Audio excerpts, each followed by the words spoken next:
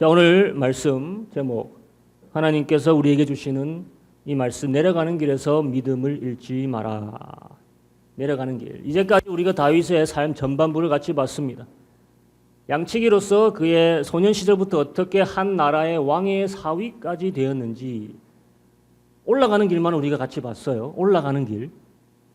그 찬양의 달란트를 가졌었죠, 다윗은요. 그러면서 그것을 인정받게 되어 궁전에 자유자재로 출입하면서 왕 사울에게 더할 나위 없는 사랑을 받았던 소년이었습니다. 그의 삶의 성령의 기름 부음으로 찬양이 넘쳐 흘렀던 결과입니다. 골리앗이라는 적의 대장부를 또 죽임으로써 이제 온 나라에서 인정받는 전쟁의 영웅이 되어서 사울의 군대 장관 정식으로 임명받아서 그의 커리어가 더욱더 나아지게 됩니다. 그의 삶의 성령의 기름 부음으로 말씀이 충만하니까 담대함이 넘쳐 흘러서 그런 거대한 적을 자연스럽게 쳐부순 거죠.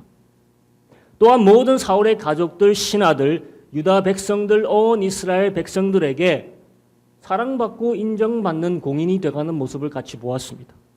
그의 삶의 성령의 기름 부음 받으니까 지혜가 넘쳐 흐르니까 가는 곳마다 성공하는 거예요. 그의 말과 행동에 지혜가 있으니까 모든 자들에게 결과적으로 사랑을 받는 자가 되죠. 그러니까 그의 이름이 이스라엘이라는 나라에서 가장 인기 있는 주가가 상승하는 인물이 되고 있었다. 정말 올라가는 길이었죠. 그래서 18장 마지막 절을 보면은 이 다윗의 인생의 전반부의 결말을 내주고 있습니다. 18장 30절, 다윗이 사울의 모든 신하보다 더 지혜롭게 행하며 이에 그 이름이 어떻게 되니라? 심히 귀중이 되니라. 그의 이름이 심히 귀중이 되니라, 이 말은 그의 이름이 지극히 가치 있게 여김을 받았다 이 말입니다. 우리 주가로 따지면 이 최고 유망주죠. 최고 유망주. 블루칩이죠. 블루칩. 다윗이 출세하는 그 길이 운으로 된 게 아니죠. 여러분 잘 아실 겁니다. 자신의 깨와 노력만으로 된 게 아닙니다. 하나님의 도우심과 축복, 또 그의 남다른 결단력과 성실함, 지혜, 이 모든 것이 플러스가 돼서 이 놀라운 결과, 이루어진 정당한 결과임을 우리가 같이 보았습니다. 그가 잘되면 솔직히 누가 시비 걸 자 아무도 없었어요. 무엇보다 이대로라면 다윗 스스로가 이제는 왕이 되는 것이 아닌가 생각하게 됐을 겁니다. 자연스럽게 이제 왕의 사위까지 됐으니까요. 요나단마저 아시지 않습니까? 다윗과의 언약을 통해서 자기 왕자를 양보하려고 언약을 맺었지 않습니까? 누구도 다윗의 왕이 되는 것을 반대할 자가 없었다 이거예요. 누구보다 다윗 스스로가 설득당했습니다. 내가 이 길을 정도를 걸으면은 자연스럽게 시간이 지나면 왕이 되겠구나. 얼마 후 자기가 그렇게 소중히 여기고 자부심을 갖고 있는 이 이스라엘 군대의 최고 수령자가 되고 이스라엘 백성들의 최고 목자가 되겠구나. 이게 하나님의 뜻이구나. 분명히 믿었을 거예요. 사울의 악신을 자신의 손으로 쫓고 있었다는 것. 악기를 연주함으로. 무적 골리앗을 자신의 손으로 쳐부쉈다는 것. 블레셋 200을 죽여서 사울의 공주와 정당하게 혼약했다는 것. 이 모든 것이 왕이 되기 위해 올라가는 계단, 징검다리 스텝이라고 생각했을 겁니다. 이 길 끝에는 왕자가 있겠구나. 자연스럽게 왕이 되겠구나. 그런데 19장이 되면서 우리는 다음 다윗의 인생길을 보게 되죠. 누구보다 가장 빠르게 출세한 사람이 다윗이었다면은 누구보다 가장 빠르게 곤두박질 치게 되는 사람도 다윗이었다는 것이에요. 모든 것이 다 좋았는데 단 한 명의 사람으로 인해서 뒤집어지고 모든 꿈이 수포로 돌아가는 걸 보게 됩니다. 여러 가지 요인으로 인해서 내 꿈이 좌절되면은 그나마 내가 위로할 수 있을 건데 단 한 사람의 요인 때문에, 단 한 가지 요인 때문에 이 모든 것이 수포로 돌아가는 것. 과거의 꿈을 꾸지 못할 때보다 더 안 좋은 상황까지 내려갑니다. 오늘 말씀을 보면 요나단을 통해서 이제 다윗이 알게 되죠. 사울이 단순히 악신에 쓰여서 홧김에 다윗을 죽이려는 게 아니라는 것을. 이제는 모략과 누명을 쓰여서 그를 죽이려는 다윗의 평생의 적으로 돌아선다는 것을 알게 됩니다.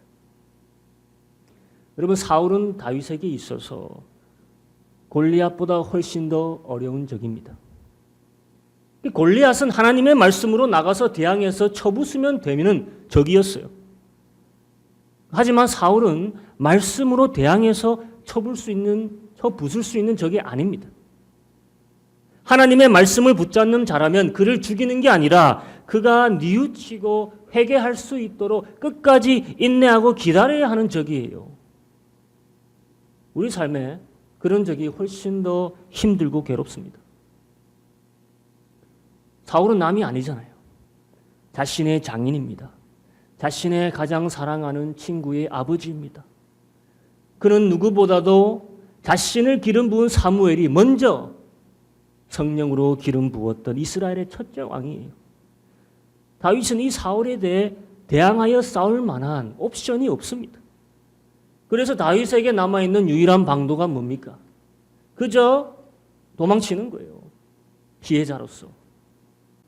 오늘 다윗은 요나단과의 이별에서 자신의 처지를 놓고 흐느껴 울고 있습니다. 모든 것이 복받쳐서 울음이 터지는 거예요. 그동안 자신이 노력을 안 한 게 아니잖아요. 최선을 다해서 사울을 섬겼고 늘 선한 의도로 정직한 길만을 걸어왔습니다. 요나단의 변론이 증명합니다. 사울 앞에서 하는 말이. 다윗 자신은 잘못한 게 없는데 자신이 성실히 이루어낸 모든 좋은 결과물을 단순히 한 사람의 질투와 모함으로 이제 다 날려버리고 빈털터리로 도망가야 하는 시점에 왔습니다. 이제 사울이 살아있는 동안은 다윗은 계속 고난의 행군의 길을 걸어야 되는 것입니다. 이제 우리에게 적용해 보기 원합니다. 우리 신앙인들이 하나님이 주시는 승리를 한번 맛보고 승승장구하고 모든 축복을 다 받는 것처럼 감사와 찬양이 넘친다 할 때 하나님은 때 아닌 유턴을 시킬 때가 있다 이거예요. 내가 빠르게 가는 축복의 하이웨이로 나를 데려가 놓으시고는 하나님께서는 갑자기 벼랑길로 밀어 떨어뜨릴 수 있다 이겁니다. 하나님이 나를 높은 곳으로 데려가 주신다 해서 데려가셨는 줄 알았는데 아니 데려가 놓고서는 떨어뜨리시는 거예요. 하나님이 다윗을 오늘 그렇게 하고 있습니다. 실컷 왕이 될 것처럼 해놓고서 한 번에 다 앗아가 버리십니다. 높이 올려놓고서는 그냥 위에서 떨어뜨리는 거예요. 사울이 다윗을 죽이려는 거 그 마음 누가 주셨습니까? 하나님께서 이용하신 거잖아요. 하나님께서 계획하신 겁니다. 다윗의 인생에 사울을 미리 준비해 두신 것은 다윗을 이렇게 곤란하게 하기 위해서입니다. 사울을 통해 다윗은 왕이 될 뻔하다. 전국의 수배자로 반역죄, 여적죄로 지금 도망자 신세가 됐습니다. 높은 곳까지 데려가 놓고서는 하나님께서 나를 저 멀리로 떨어뜨리시는 겁니다. 참 황당할 수밖에 없죠. 우리 신앙인들이 알아야 될 게 있습니다. 우리 내려가는 길에서 믿음을 잃지 말아야 된다는 거예요. 이 동물의 세계 다큐멘터리 요즘은 잘 안 보지만 예전에 봤을 때 기억납니다. 이 어미 독수리가 새끼를 높은 곳까지 데리고 날아오르죠. 새끼는 한동안 기분이 좋았을 거예요. 그렇죠. 날아오르니까. 그런데 어떻게 하냐. 그곳에서 떨어뜨리지 않습니까? 죽으라고 떨어뜨립니까? 그건 아니잖아요. 왜 떨어뜨립니까? 날개짓을 하라고 떨어뜨립니다. 날개짓을 할 수 있는 충분한 시간을 주기 위해서 높은 곳에서 떨어뜨리고 있는 거죠. 낮은 곳에 가서 떨어뜨리면 독수리가 죽겠죠. 그 아기가. 하나님이 우리로 높은 곳에 데려가서 곤두박치게 허락하실 때는 무엇을 하나님께서 우리로 이뤄내시려고 하시는 거냐? 이거예요. 바로 우리의 믿음의 날개를 휘젓기를 요구하시는 겁니다. 훈련시키는 거예요. 믿음의 날개를 가지고 스스로 날아올 수 있도록 하시기 위해서 올라가서 떨어뜨린 겁니다. 다윗이 믿음이 없었냐? 아니죠. 다윗은 믿음이 굉장했던 자입니다. 다윗은 이미 믿음이 있었던 사람이에요. 하지만 하나님에 대한 믿음의 완성은 아닙니다. 이스라엘에서 가장 훌륭한 왕으로, 가장 훌륭한 목자로, 선지자로, 지도자로 앞으로 그리스도의 표본이 될 모든 신앙인들의 모범으로 삼기 위해서 여호와 하나님은 가차없이 다윗을 벼랑에서 밀어버리십니다. 믿음의 인내의 근력을 키워내시기 위해서 나의 칼과 나의 술수와 이런 걸로 인해서가 아니라 하나님의 때와 하나님의 방식으로 그의 나라를 기다리고 만들어갈 신실한 종 하나를 믿음으로 만들어내시기 위해서 다윗을 높은 곳으로 데려가 놓으시고는 떨어뜨리십니다. 버리시는 게 아니죠. 우리도 이런 경우를 당할 때 하나님께서 나를 버린다 생각하면 안 된다는 거예요.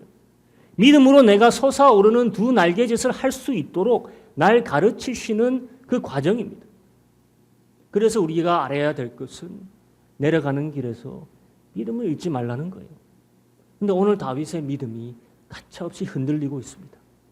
도망가는 다윗의 믿음이 흔들리고 있어요. 두려움이 임합니다. 두려움으로 신앙의 말과 신앙의 행동이 아니라 육신의 말과 육신의 행동이 오늘 나오고 있습니다. 다윗은 과거 어땠습니까? 믿음의 말과 믿음의 행동. 하지만 과거에 그랬다고 오늘 그런 게 아니에요. 과거에 믿음이 좋았다고 오늘 믿음이 또 좋은 게 아닙니다. 그럼 얼마나 좋습니까? 오늘 도망가는 다윗, 흔들리는 믿음을 어디서 알 수 있느냐? 다윗은 먼저 요나단을 통해서 사울에게 거짓말을 해달라고 요청합니다. 20장 5절에서 6절을 같이 봅니다. 다윗이 요나단에게 이르되 내일은 월삭 달의 첫째 달이즉 내가 마땅히 왕을 모시고 앉아 식사를 하여야 할 것이나 나를 보내어 3일 저녁까지 들어 숨게 하고 내 부친이 나닐 나를 자세히 묻거든 너는 말하기를 다윗이 자기 성 베들레헴으로 급히 가기를 내게 허하라 간청하였사오니 이는 온 가족을 위하여 거기서 매년제를 드릴 때가 됨이니이다 하라. 자, 우리 이해됩니다. 다윗이 더 이상 공식 석상에서 사울을 대면하기를 꺼려하는 거 이해됩니다. 언제 창이 날라올지 모르잖아요. 언제 사람을 시켜 매복했다 죽일지 모릅니다. 그래서 이해합니다. 그래서 말도 없이 직접 보지 않고 고향으로 내려갔다라고 요나단아 너가 좀 말해줘라. 만약에 사울이 화를 내면 나에 대한 모든 마음이 이제 완전히 굳어진 걸로 내가 알겠다. 만약 화내지 않으면 내가 다시 들어가서 궁정에서 업무를 보겠다. 이 말이죠. 지혜롭게 들립니다.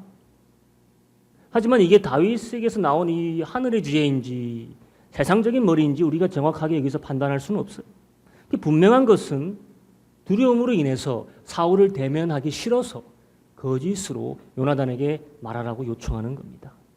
두려움으로 사울 앞에 더 이상 나가지 않도록. 근데 그 결과가 어떻게 됩니까? 사울을 보지 않으니까 사울이 더 화가 나는 결과가 일어납니다. 그래서 요나단까지 죽을 뻔합니다. 그렇죠. 사울이 다윗이 어디 갔냐? 다윗이 일이 있어서 참석 못했습니다. 거짓말하는 거잖아요. 사울의 화가 불같이 일어나서 창을 요나단에게까지 던지고 맙니다. 그 이후부터는 이미 사울과 요나단 사이에도 의심과 불신이 일어나요. 자기 아들이 다윗과 공모해서 자신을 죽이려고 한다고 생각하게 됩니다. 다윗이 이해됩니다. 충분히 이해할 수 있죠. 두려움으로 시작된 거짓 증거. 이해할 수 있습니다. 그런데 이게 끝이 아니라 이 말이에요. 또 어디서 발견되어지느냐? 다음 에피소드에서 발견이 되어집니다. 놋 땅의 성막이라는 곳에 도착합니다. 이 요나단과 헤어진 다윗은 첫 번째로 성막에 들립니다. 제사장 아히멜렉이 있죠. 그는 거기서 아히멜렉의 질문을 받습니다. 21장 1절. 도망가는 길에 다윗이 노베에 가서 제사장 아히멜렉에게 이르니 아히멜렉이 떨며 다윗을 영접하며 그에게 이르되 어찌하여 네가 홀로 있고 함께하는 자가 아무도 없느냐? 어찌하여 네가 홀로 공인이 왕의 중요한 사람이 홀로 함께하는 자가 없이 이렇게 돌아다니고 있느냐? 다윗이 하는 말이 뭡니까? 사울의 명을 받들어 지금 비밀 임무를 수행하고 있는 중이다. 그 명이 너무 급해서 아무것도 준비하지 않고 많은 사람을 거느리고 오지 못했다. 심지어 먹을 것도 못 챙겨왔다. 무기도 못 챙겨왔다.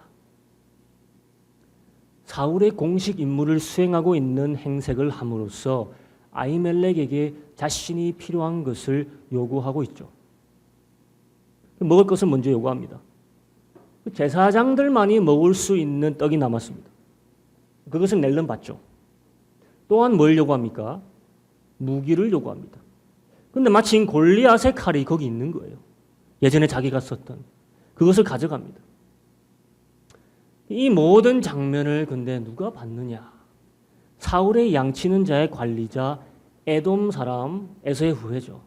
도액이라는 자가 보게 됩니다. 다윗은 자신이 필요하다고 생각하는 것을 얻기 위해서 진실하지 않게 상황을 묘사하고 있죠. 물론 악의는 없습니다. 근데 그저 쉽게 가고자 진실을 살짝 왜곡하는 모습입니다. 근데 중요한 것은 그것은 진실의 영이 아니라는 거예요.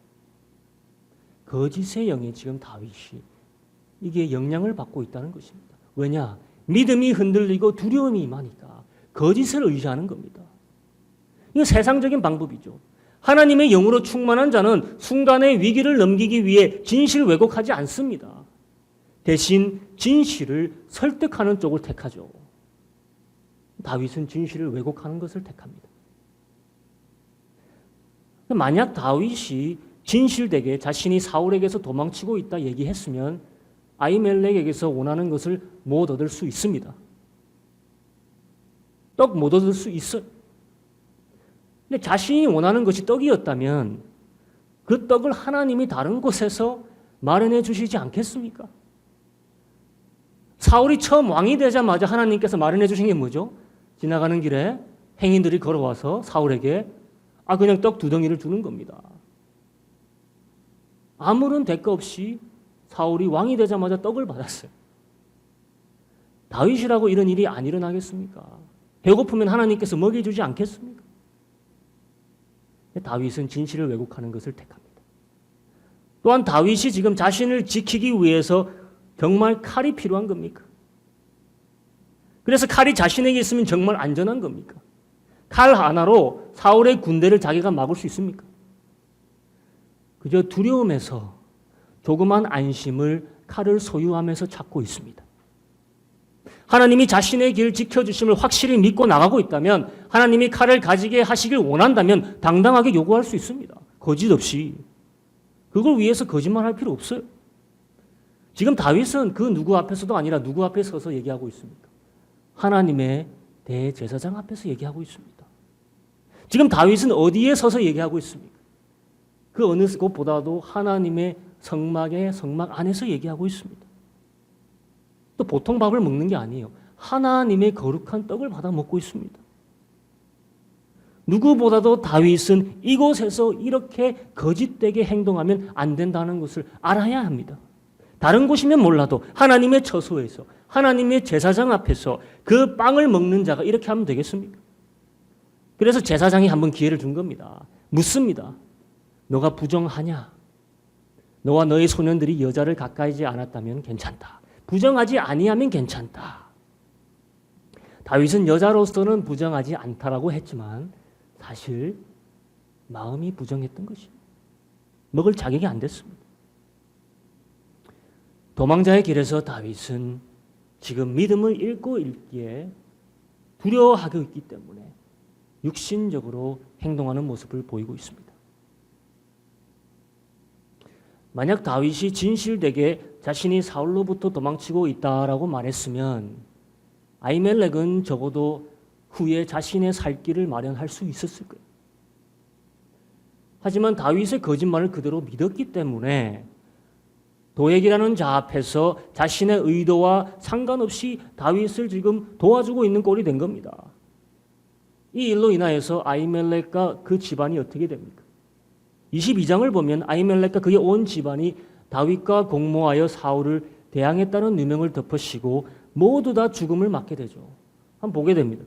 22장 18절 왕이 도액에게 이르되 너는 돌이켜 제사장들을 죽이라 하매 에돔 사람 도액이 돌이켜 제사장들을 쳐서 그날에 세마포 입은 자 제사장들 85인을 죽였고 그게 다가 아니에요.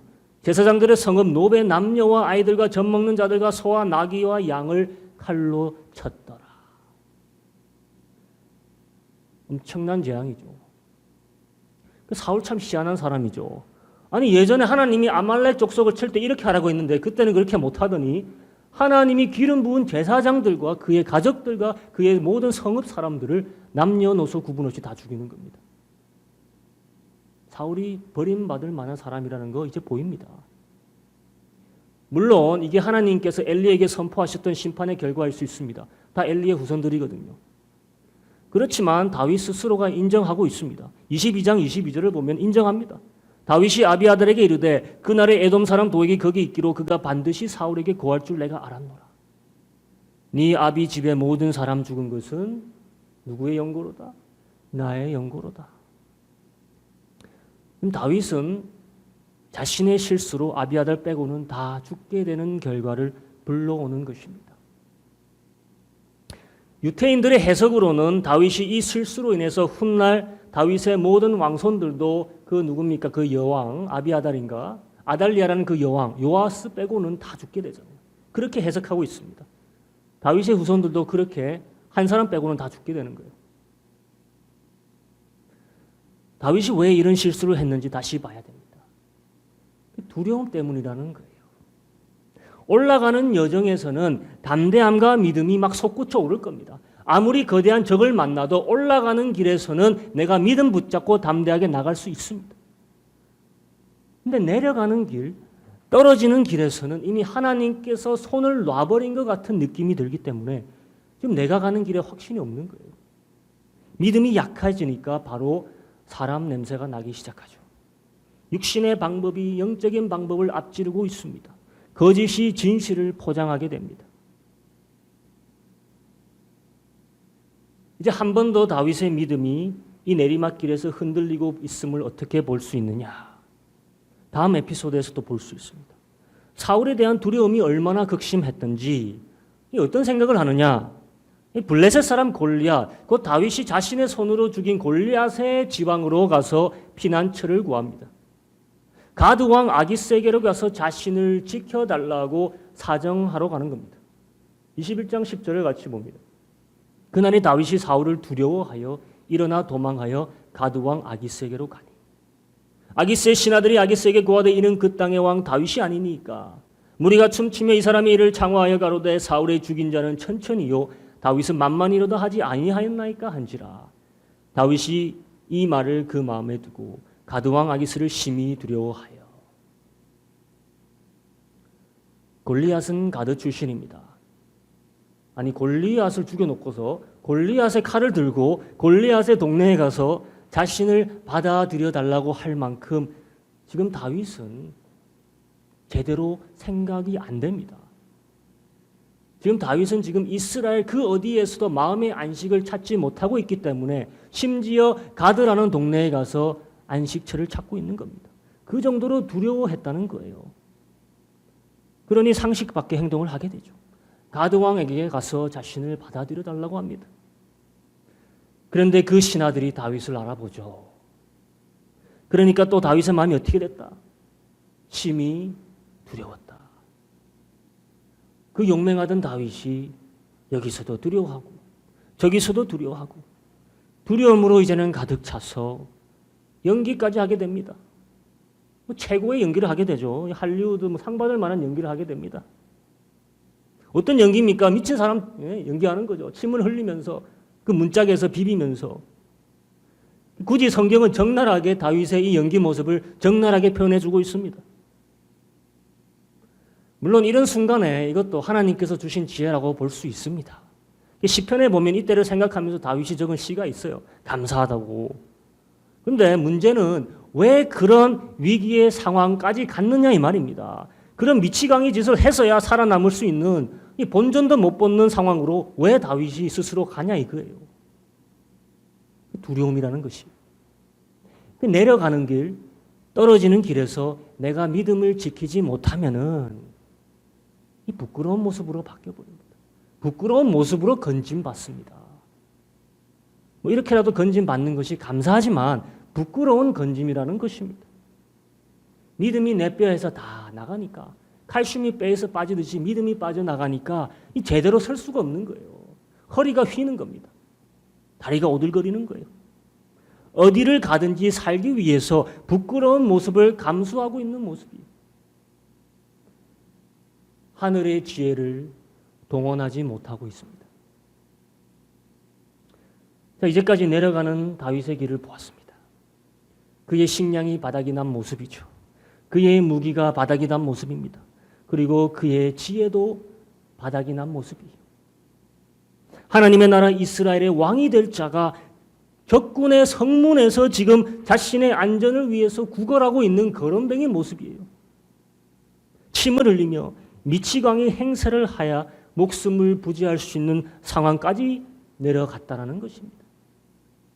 빵 5개를 위해 주의 성막에서 주의 제사장 앞에서 거짓으로 말하고 그 피해는 고스란히 남이 지게 합니다. 무기가 없으니 골리앗의 무기가 좋게 보이는 겁니다. 우리 인간으로서는 다 이해합니다. 우리의 모습이니까 그럴 수 있다 생각합니다. 내리막길에서 우리도 동일한 모습일 거예요. 그러면서 우리는 남에게 잘못된 부탁을 하게 되죠. 긴박한 상황에서 자연스럽게 진실을 왜곡하게 됩니다. 그러다 살기 위해서 또다시 거짓을 동원하고요. 부끄러운 모습이죠. 돌이켜보면 이런 많은 경우가 있었을 거예요. 다시는 반복하기 싫은 부끄러운 신앙의 모습입니다. 그런데 감사한 것은 이 내려가는 길에서 하나님은 우리를 그저 던져버리지 않는다는 것이에요. 내려가는 길에서 하나님의 의도는 우리가 믿음을 잃어버리는 게 의도가 아니라는 겁니다. 이 내려가는 길에서도 하나님께서는 우리가 좀 더 담대할 수 있고 좀 더 진실될 수 있고 여전히 내 품격과 신앙의 자태를 지킬 수 있는 그 길을 마련해 주셨다 이거예요. 다윗을 완전히 홀로 둔 게 아니었습니다. 21장의 가드 왕을 찾아가는 다윗의 모습은 정말 철저히 외롭고 홀로 된 모습 맞습니다. 그의 인생에서 이렇게 쓸쓸하고 고립된 적이 없어요. 하지만 이렇게 떨어지고 곤두박치는 다윗 곁에 그의 힘을 붙돋아 줄 사람들을 하나님이 준비해 두셨다는 거예요. 신앙이 약해져서 내가 진실되게 설 수 없을 것 같아도 두려움이 임하여서 도망치고 숨더라도 여전히 하나님은 내가 담대하고 믿음 잃지 않도록 적시적소에 신앙의 부스터들을 준비해 두고 계셨다는 겁니다. 이제 22장 1절을 봅니다. 누구냐? 그러므로 다윗이 그곳을 떠나 아둘람 굴로 도망하매 그 형제와 아비의 온 집이 듣고는 그리로 내려가서 그에게 이르렀고 그동안 오랫동안 헤어졌던 가족들과 재회하게 됩니다. 누군가 사람을 보냈겠죠. 나 여기 있으니까 한번 보러 오라고. 근데 몇 명만 온 게 아니에요. 그 형제들, 그러니까 다윗이 8째지 않습니까? 막내였지 않습니까? 7명의 형들과 그들의 와이프와 그들의 자식들, 아버지, 친척들 다 오는 거예요. 다 정리하고 오는 거예요. 한번 보러 오는 게 아니라. 다윗은 이 상황이 자신이 홀로 싸워야 될 상황이고 외로운 싸움이라고 십자가의 짐이라고 생각했을 줄 몰라도 가족들과 친지들이 다윗과 이 싸움을 같이 가기로 작정하고 모든 것을 정리하고 다윗을 만나러 왔던 겁니다.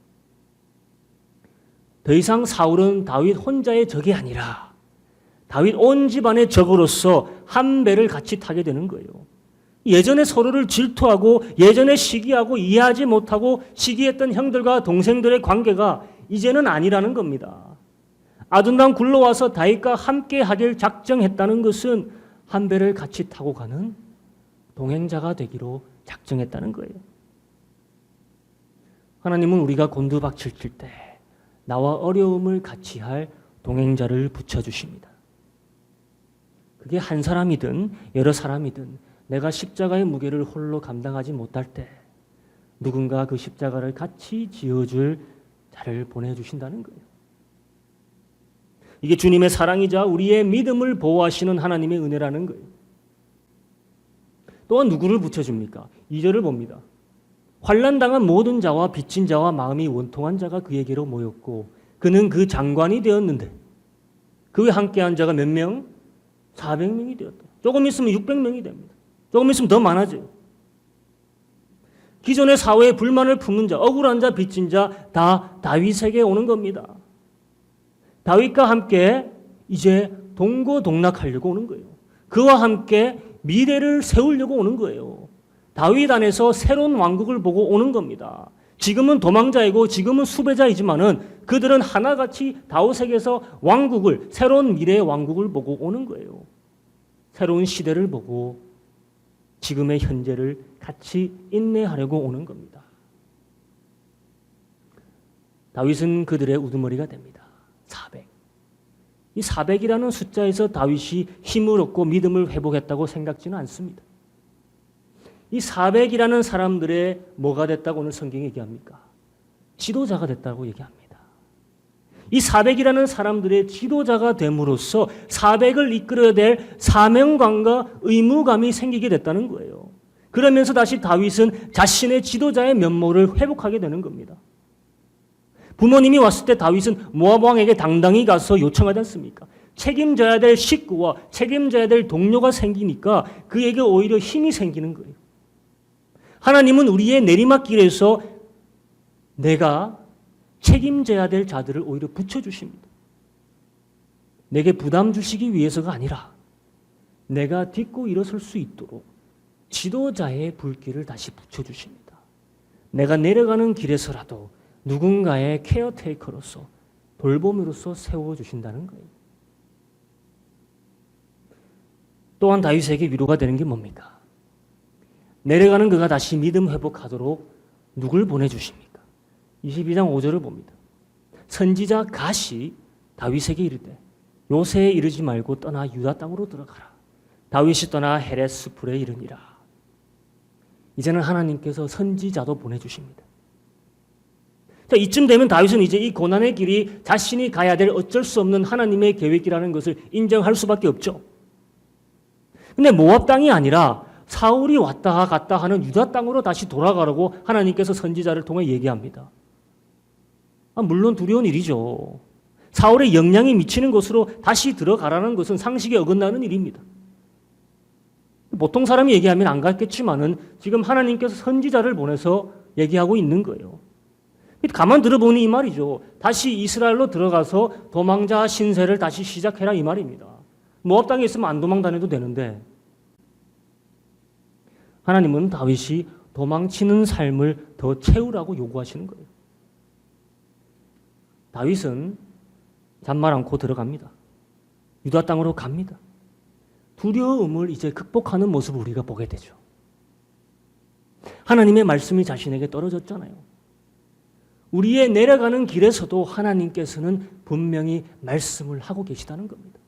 어려운 요구, 어려운 말씀이더라도 말씀은 하고 계신다는 거예요. 내가 있어야 할 곳을 말씀해 주신다는 겁니다. 그러면서 유다 땅으로 가니까 누구를 만나게 됩니까? 22장 20절을 봅니다. 아이두베의 아들 아히멜렉의 아들 중 하나가 피하였으니 그 이름은 아비아달이라. 그가 도망하여 다윗에게로 가서 마지막 남은 제사장이 이제 다윗과 다윗의 군대의 제사장이 됩니다. 이제는 비류의 집단이 아니에요. 하나님의 집단의 명목이 생깁니다. 그리고 아비아달이 도망칠 때 뭐도 가지고 왔느냐? 하나님의 에봇도 가지고 옵니다. 잘 챙겨왔죠. 이것을 통해서 다윗은 하나님께 정식적으로 기도하고 응답을 받게 됩니다. 이제부터 하나님께 기도하며 응답받는 셈이 터지는 거예요. 우리는 내려가는 길에서 하나님과 만나는 길이 터지는 겁니다. 하나님과 말문이 터지는 겁니다. 그리고 마지막 무엇보다 다윗은 누구를 만나게 되느냐? 사울이 자신을 죽이려고 이 산에서 저 산으로 옮겨 다닐 때 간만의 차로 위기를 넘고 있을 때 자신의 생명의 친구 요나단이 자신의 숨은 곳을 찾아내어서 왔다라는 것이에요. 그의 말을 한번 들어봅니다.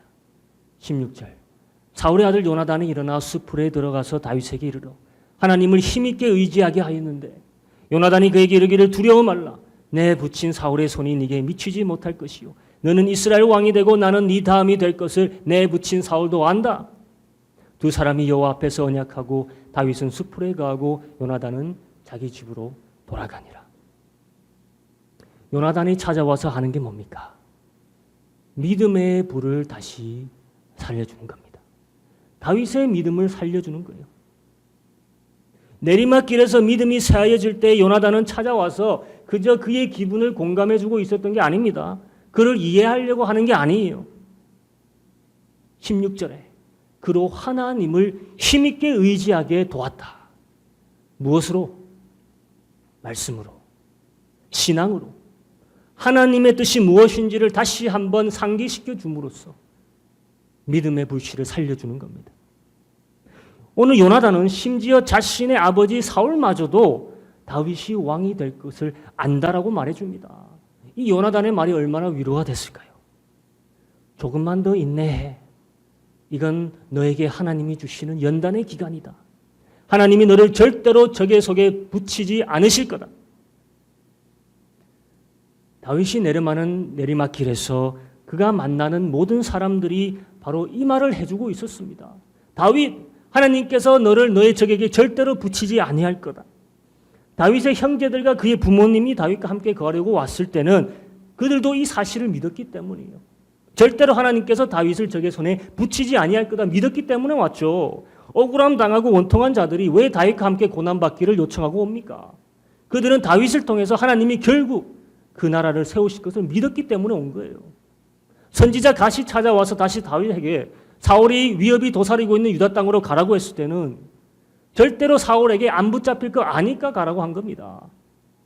제사장 아비아달이 에봇을 가지고 다윗과 합류했다는 것은 그도 하나님의 나라가 다윗을 통하여 세워질 것을 굳게 믿었기 때문이에요.